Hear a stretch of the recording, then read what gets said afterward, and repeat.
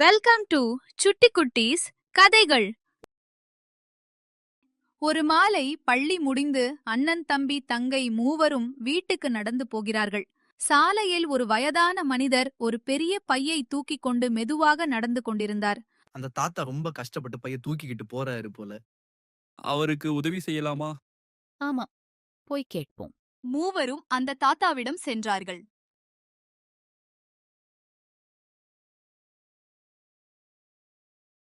தாத்தா, இந்த பை ரொம்ப ஹெவியா இருக்குதா? ஆமாப்பா, சந்தையிலிருந்து காய்கறி வாங்கி வரேன். வீடு கொஞ்சம் தூரம். நாங்க எடுத்துக்கிட்டு வரலாமா? தாத்தா சிரித்தார்.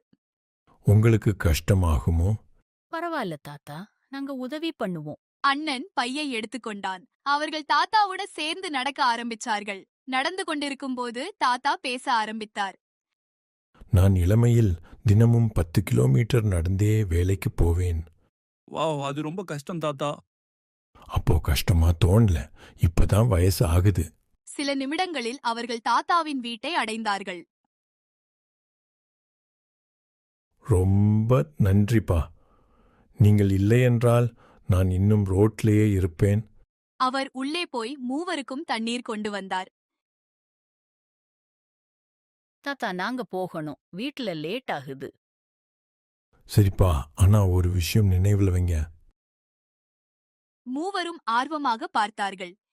பெரிய உதவி செய்யணும் என்பதில்லை. சின்ன உதவி கூட ஒருவருக்கு பெரிய சந்தோஷம் தரும். மூவரும் சிரித்துக்கொண்டு வீட்டுக்கு திரும்பினார்கள். சிறிய உதவி கூட ஒருவரின் நாளை மகிழ்ச்சியாக மாற்றும்.